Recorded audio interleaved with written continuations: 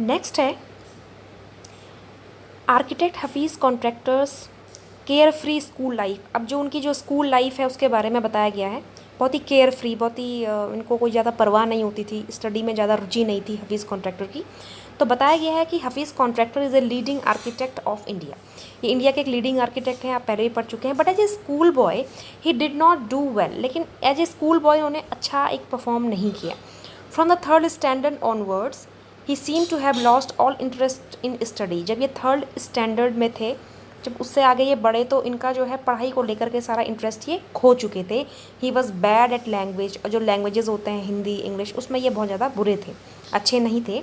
ही hated mathematics, इनको mathematics बिल्कुल भी पसंद नहीं थी, ये घृणा करते थे मैथ से। He had nightmares about his mathematics exam. Nightmare माने होते हैं बुरे सपने। इनको हमेशा जो है बुरे सपने आते थे जब इनका मैथ्स का एग्ज़ाम होता था। तो होता है ना, डर रहता है कि भाई कैसे होगा क्या होगा, तो इनको बहुत ज़्यादा मैथ से डर लगती थी, तो इनको नाइट मेयर आते थे, बुरे सपने। He used to copy in even test until he reached class 11। और जब ये अपने 10th से 11th में गए, तो ये इन्होंने क्या किया, 11th में पहुंचने के लिए इन्होंने कॉपी करना शुरू किया, नकल करनी शुरू करी, तब जाकर ये 11th क्लास में पहुँचे। He was pulled up at school, he received a caning every week, he didn't bother and he was interested in playing and nothing. यहाँ तक कि उनको स्कूल में कई बार पुल्ड अप माने उनको डांटा जाता था उनके टीचर्स के द्वारा। कैन मतलब होता है छड़ी, उनको डंडे भी पड़ते थे हर हफ्ते। लेकिन हफीज़ कॉन्ट्रैक्टर को इस चीज़ से उनको बॉदर, मतलब वो परेशान नहीं होते थे कि मतलब मैं फिर से पढ़ लूँ। ही was interested in playing and nothing else. उनको फिर भी क्या है, खेलने में इंटरेस्ट था, इसके अलावा उन्हें किसी चीज़ में इंटरेस्ट नहीं था। नेक्स्ट है Hafeez contractor love action not theory. अब हफीज़ कॉन्ट्रैक्टर का जो लव था वो एक्शन माने मतलब काम कुछ करने की तरफ, कुछ एक्सपीरियंस करना है, कुछ एक्सपेरिमेंट करना है, उसकी तरफ था। थ्योरी की तरफ इनका ध्यान नहीं था, मतलब पढ़ाई की तरफ ये बिल्कुल भी पढ़ाई से भागते थे। तो यहाँ पे बताया गया as a school boy Hafeez Contractor was more interested in games. तो एक्शन, गेम में क्या होता है, दौड़ भाग, आप एक्टिविटीज़ करते हो, and playing funny pranks on other, दूसरे का मजाक उड़ाना, दूसरे के साथ क्या करना, छेड़खानी करना, मतलब शरारतें करना। ठीक है, प्रैंक का मतलब होता है किसी से क्या करना, मजाक करना। तो इनको इन चीज़ों में इंटरेस्ट था, गेम खेलना, गेम खेलने में, प्रैंक, दूसरे के साथ मजाक करने में। He was a gang leader, और वो अपने स्कूल में जो बच्चों की गैंग होती है उसके वो लीडर भी थे। ठीक है, उनका जो नेता होता था। And would have gang fights, और कई बार तो इनकी गैंग फाइट्स भी हो जाती थी, फाइट मैंने लड़ाई। He would plan strategies, he was the captain of the school cricket team. तो वो एक प्लानिंग के साथ चलते थे, मतलब अपनी गैंग को पूरी प्लानिंग के साथ स्ट्रेटजी बनाते थे, कैसे करना है, क्या करना है। ठीक है, and he was the captain of school cricket team.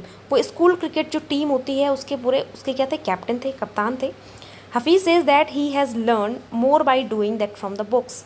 वो खुद ही कहते हैं कि उन्होंने जो कुछ भी सीखा है वो उन्होंने बाई डूइंग माने कुछ चीज़ें एक्सपेरिमेंट करके सीखा है, rather than the books. Books उन्होंने बहुत कम सीखा है क्योंकि पढ़ाई में उनका इंटरेस्ट बिल्कुल भी नहीं था।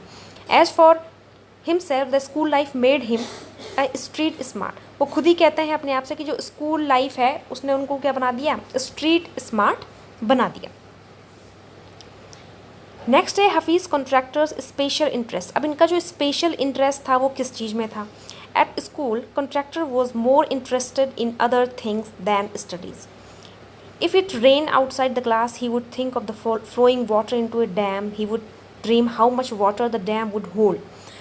एट स्कूल, अब यहाँ पे बताया गया कि स्कूल में जो कॉन्ट्रैक्टर थे, Hafeez contractor, he was more interested in other things. मतलब जब जैसे क्लास में कोई टीचर पढ़ा रहा है तो उनका ध्यान उस पढ़ाई में नहीं है, वो कुछ और ही सोचने लगते थे, उनका ध्यान कहीं होता। फिजिकली वो क्लास में है शारीरिक रूप से, लेकिन मेंटली मतलब मानसिक रूप से वो कुछ और ही सोच रहे हैं। तो कई बच्चे ऐसे होते हैं क्लास में, ठीक है, जो ध्यान नहीं देते हैं।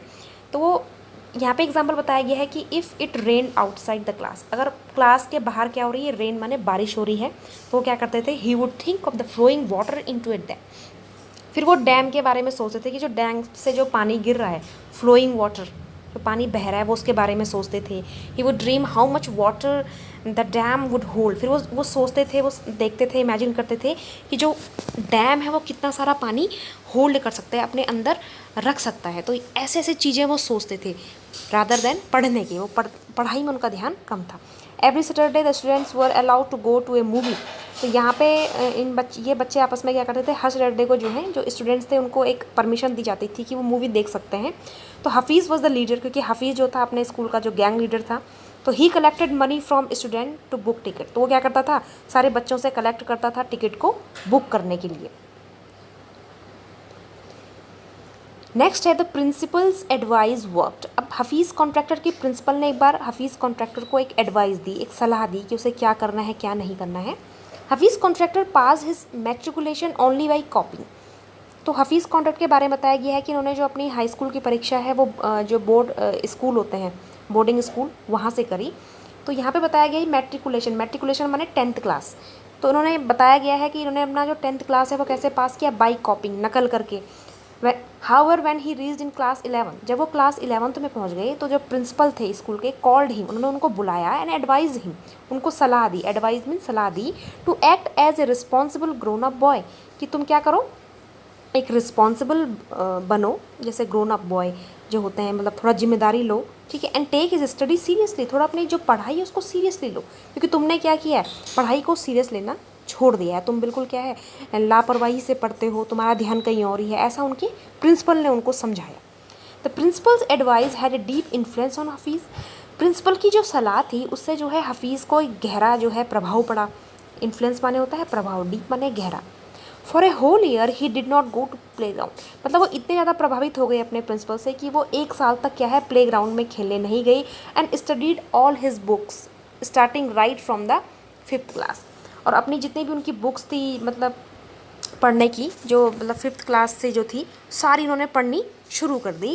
And as a result he scored 50 marks in his SSC exam. और इसका रिज़ल्ट क्या हुआ, उनका जो एसएससी एग्ज़ाम था उसमें उनको 50 जो मार्क्स हैं वो मिले। तो देख सकते हैं इससे पहले तो वो कॉपी करते थे, कॉपी करके उनके नंबर अच्छे आते थे, लेकिन जब उन्होंने खुद से पढ़ा तो उनके कितने मार्क्स आए, 50% उन्हें एसएससी मार्क्स में उन्होंने स्कोर किए। नेक्स्ट है joining Jai Hind college Mumbai. Hafeez wanted to join the police force. अब हफीज़ का जो सपना था वो कह रहे थे कि उनका मन था कि वो पुलिस फोर्स को ज्वाइन करे, but his aunt wanted him to do his graduation. लेकिन जो उनकी आंट थी, जो उनके साथ रहती थी, उन्होंने उनको एडवाइस करी कि नहीं, वो क्या करें, पहले अपनी ग्रेजुएशन पूरी करें, क्योंकि आप जब 10th करते हो, 10th के बाद 12th करते हो, उसका आप क्या करते हो, कॉलेज जाते हो, ग्रेजुएशन करते हो, फिर कॉलेज ग्रेजुएशन के बाद पोस्ट ग्रेजुएशन करते हैं, ठीक है, तो कोर्स होते हैं। तो उनकी जो आंट है वो चाहती थी कि वो ग्रेजुएशन करे। It was not easy to join a college with only 50% of marks, but Hafeez got admission in Jai Hind college Mumbai by influence. क्योंकि हफीज़ के जो मार्क्स थे वो कितने थे, 50% थे, तो हफीज़ को एडमिशन मिलना इतना आसान नहीं था कॉलेज में, क्योंकि वहाँ पे मेरिट क्या जाती है, हाई जाती है, 80-90% वाले को भी मुश्किल से मिलता है, मतलब सबकी 90 अब परसेंटेज होती है, तो हफीज़ के तो कितने थे, 50% थे। तो हफीज़ ने जो है एक जय हिंद कॉलेज है मुंबई में, ठीक है, तो अपनी आंट से इन्फ्लुएंस होकर के उन्होंने जय हिंद कॉलेज में क्या ले लिया, एडमिशन ले लिया। Hafeez had to opt for either French और जर्मन। अब लैंग्वेज में, क्योंकि हफीज़ हमेशा से ही बुरे रहे हैं, बहुत अच्छे नहीं रहे हैं, तो हफीज़ को क्या करना था, या तो फ्रेंच लैंग्वेज पढ़नी थी या तो जर्मन लैंग्वेज, क्योंकि ये कंपलसरी होता है, आपको लैंग्वेज पढ़नी ही पढ़नी है। He had studied French at school. उन्होंने फ्रेंच जो है स्कूल में पढ़ी थी, but knew nothing about it, लेकिन उनको उसके बारे में कुछ पता ही नहीं था। क्यों नहीं था, क्योंकि उनका ध्यान कभी पढ़ाई में था ही नहीं, उनका ध्यान खेलने में था, एक्सपेरिमेंट करने में था। He decided to take German. फिर उन्होंने डिसाइड किया कि वो क्या लेंगे, जर्मन, क्योंकि उनको पता था कि मैंने फ्रेंच पढ़ी और स्कूल में पढ़ी है पर मैंने कभी ध्यान नहीं दिया, तो उन्हें क्या सोचा कि चलो मैं जर्मन पढ़ता हूँ। But after some time his German teacher died. लेकिन कुछ टाइम बाद क्या हुआ कि जो उसके जर्मन टीचर हैं हफीज़ कॉन्ट्रैक्टर के, वो मर गए। So finally he had to take a French. तो फाइनली उन्होंने क्या किया, अंततः जो फ्रेंच है लैंग्वेज उसको ही उन्होंने लिया। नेक्स्ट है Hafeez in an architects office. अब हफीज़ जो है आर्किटेक्ट ऑफिस कैसे पहुंचते हैं, यहाँ पे आप पिक्चर देख सकते हैं, ये हफीज़ कॉन्ट्रैक्टर की, ठीक है, ये हफीज़ कॉन्ट्रैक्टर है। अब हफीज़ कॉन्ट्रैक्टर को आर्किटेक्ट में कैसे इंटरेस्ट आया। Hafeez Contractor start learning French from his cousin whose husband was an architect. अब हफीज़ को क्योंकि फ्रेंच पढ़नी थी, कंपलसरी था, जर्मन उन्होंने ली थी लैंग्वेज, लेकिन उसके टीचर मर गए थे, तो उन्होंने फिर से क्या लिया, फ्रेंच ले लिया। तो उन्होंने क्या किया, जो फ्रेंच है उन्होंने, उनकी जो कज़न थी, ठीक है, उसके जो हस्बैंड थे वो क्या थे, आर्किटेक्ट थे। कज़न माने उनकी जो कोई कज़न जैसे होते हैं, जैसे कि बुआ, ताऊ, मामा, चाचा के जो बच्चे होते हैं, आपका ही भाई या बहन उनको बोलते हैं। तो उन्होंने अपनी कज़न से जो है फ्रेंच पढ़ना शुरू कर दिया, क्योंकि कज़न को आती थी। तो कज़न जो थी उनके, उसके जो हस्बैंड थे वो क्या थे, आर्किटेक्ट थे। आर्किटेक्ट माने वास्तुकार, जो कि क्या करते हैं आपकी जो बिल्डिंग्स होती हैं इनको डिज़ाइन करना प्रॉपर तरीके से, ठीक है। So Hafeez contractor had to go to an architect office. तो इसलिए जो हफीज़ कॉन्ट्रैक्टर थे वो क्या किया करते थे, आर्किटेक्ट ऑफिस जाया करते थे, ठीक है, ऐसे ही अपने कज़न के हस्बैंड के साथ देखने के लिए। तो one day he saw somebody drawing a window in this office. तो एक बार हफीज़ कॉन्ट्रैक्टर ने देखा कि कोई जो है समबडी कोई था वहाँ पे, तो वो क्या कर रहा था, एक विंडो को ड्रॉ कर रहा था उस ऑफिस में, विंडो को बना रहा था, डिज़ाइन कर रहा था कि कैसे ये बननी चाहिए। Hafeez pointed out the mistake in the sketch and told the man that window would not open. तो हफीज़ ये सब देख रहा था, तो हफीज़ ने तुरंत से क्या कर दिया, जो गलती थी उस ड्राइंग में, उस विंडो को बनाने में, उसमें जो मिस्टेक थी उसको पॉइंट आउट कर दिया और बता दिया कि अगर विंडो को तुम ऐसा बनाओगे तो इससे विंडो जो है खुलेगी नहीं, ठीक है। Later it was found that Hafeez was light. और जब बाद में देखा गया तो पता चला कि जो हफीज़ था वो बिल्कुल सही कह रहा था। इस कज़न्स हस्बैंड वॉज इम्प्रेस्ड। ये देख करके उसके जो कज़न के हस्बैंड थे वो काफ़ी इम्प्रेस हो गए हफीज़ से, ठीक है, प्रभावित हो गए। He asked Hafeez to draw a few sketches and design of a house. फिर उन्होंने क्या किया, हफीज़ को बोला कि तुम क्या करो, कुछ स्केचेस जो होते हैं उनको ड्रॉ करो, ठीक है। तो उसको ड्रॉ करने को दे दिए, एक डिज़ाइन करने को दे दिया हाउस की, तुम बना के देखो तुम कैसा बनाते हो, ठीक है। Hafeez did it well at once. और हफीज़ ने क्या किया, बड़े ही अच्छे तरीके से तुरंत जो है वो सब डिज़ाइन कर दिया, हाउस जो बनाने को दिया था। The architect asked him to give up everything and join architecture. अब जो आर्किटेक्ट हैं उसके कज़न के हस्बैंड हैं, उसके मतलब जीजा जी, उन्होंने उसको पूछा कि तुम एक काम करो, तुम जो कुछ भी कर रहे हो तुम उसको सब छोड़ दो और आर्किटेक्चर ज्वाइन करो। ये तुम्हारा जो इंटरेस्ट है वो किसमें है, आर्किटेक्चर में है। नेक्स्ट है हफीज़ ज्वाइंस आर्किटेक्चर। अब जो है हफीज़ क्या करते हैं, आर्किटेक्चर ज्वाइन करते हैं। The architect took Hafeez Contractor to the principal of the college for architecture, but admission was quite impossible for Hafeez Contractor with only 50% marks. अब जो आर्किटेक्ट हैं हफीज़ के जीजा जी, उसके कज़न के हस्बैंड, वो हफीज़ कॉन्ट्रैक्टर को आर्किटेक्ट कॉलेज के जो प्रिंसिपल होते हैं उनके पास ले जाते हैं, लेकिन जो एडमिशन था वो इम्पॉसिबल था, असंभव था। क्यों था, क्योंकि हफीज़ कॉन्ट्रैक्टर के केवल 50% मार्क्स थे। Principal allowed him to appear the entrance test. तो प्रिंसिपल ने फिर अलाउ कर दिया कि ठीक है, अगर तुम्हारा इंटरेस्ट है तो तुम क्या कर सकते हो, एंट्रेंस जो एग्ज़ाम होता है किसी भी चीज़, किसी भी कोर्स को करने के लिए एक एंट्रेंस टेस्ट होता है, तो उसमें तुम अपीयर माने दे सकते हो उस टेस्ट को, ठीक है। तो इतना प्रिंसिपल ने परमिशन दे दी, क्योंकि 50% में अलाउड नहीं था, क्योंकि परसेंटेज हाई जाती है। He got A+ grade. अब हफीज़ कॉन्ट्रैक्टर को कितना ग्रेड मिला, A+ ग्रेड मिला, and he stood first class first in all the subsequent examination. फिर उसने जितने भी एग्जामिनेशन दिए सब में वो फर्स्ट आया।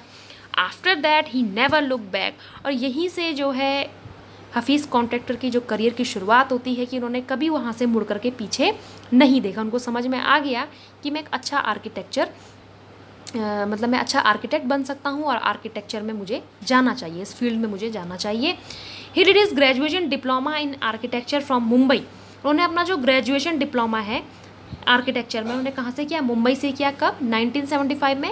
एंड कंप्लीटेड डिप्लोमा तो उन्होंने कहाँ से किया, मुंबई से, ठीक है। डिप्लोमा अलग चीज़ होती है, ठीक है। उसका जो ग्रेजुएशन उन्होंने करी वो कहाँ से करी, कोलंबिया यूनिवर्सिटी न्यूयॉर्क से, ऑन ए टाटा स्कॉलरशिप। इसके बदले उनको स्कॉलरशिप भी गई जिसका नाम क्या था, टाटा स्कॉलरशिप। USA से इन्होंने जो है अपना ग्रेजुएशन किया, फिर अपना पोस्ट ग्रेजुएशन भी इन्होंने वहीं से किया। Hafeez career and an architect. यहाँ पे हफीज़ का जो करियर है एज एन आर्किटेक्ट बताया गया है। हफीज़ कॉन्ट्रैक्टर कमेंस का मतलब होता है शुरू करना, his career in 1968 with his uncle T. Carregat as an apprentice architect. In 1977 he became the associate partner in the same firm. तो हफीज़ कॉन्ट्रैक्टर ने जो अपने करियर की शुरुआत करी वो करी 1968 से। अपने उनके एक अंकल थे जिनका नाम था T. Carregat, ठीक है, एज एन अप्रेंटाइज माने जो नौसिखिया होते हैं, जो सीख रहे होते हैं किसी चीज़ को, ठीक है, ट्रेनिंग पीरियड। और 1977 में वो एसोसिएट पार्टनर बन गए अपने अंकल के साथ सेम फर्म में, जिस कंपनी में वो काम कर रहे थे अपने अंकल के साथ, वहीं पे वो क्या बन गए, एसोसिएट पार्टनर बन गए। And between 1977 and 1980 Hafeez has been a visiting faculty at the academy of architecture Mumbai.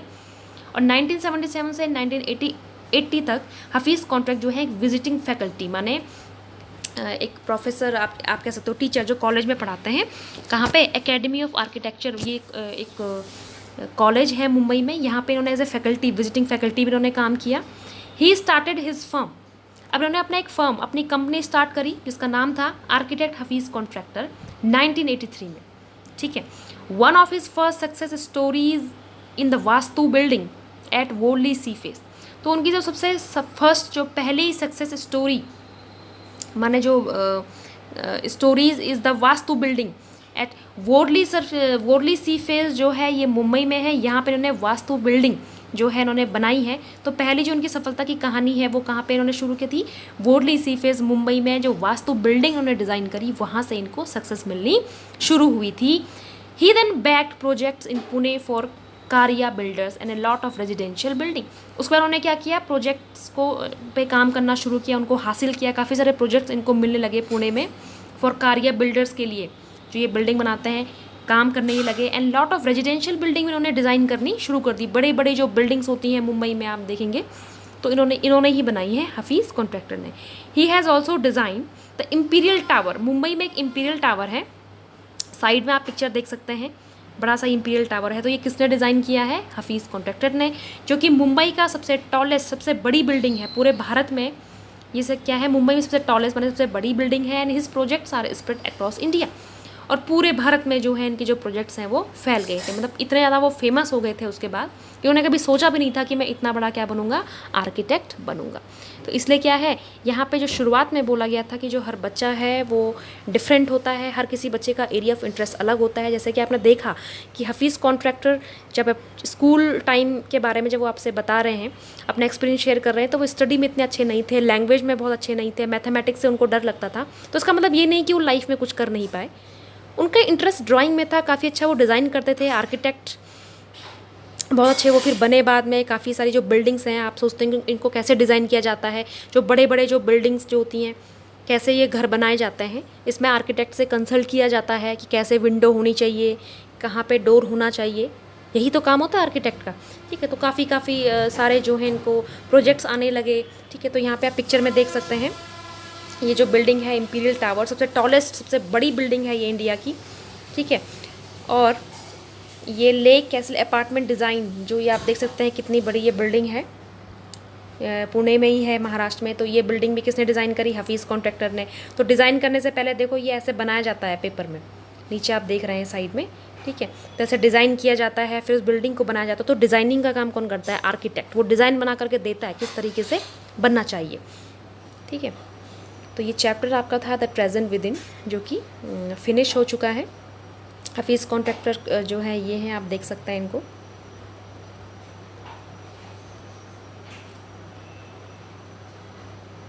ये भी डिज़ाइन बाय हफीज़ कॉन्ट्रैक्टर है। ये बिल्डिंग जो है कितना अच्छे से उन्होंने डिज़ाइन किया है, तो चैप्टर हमारा यहीं पे फिनिश होता है।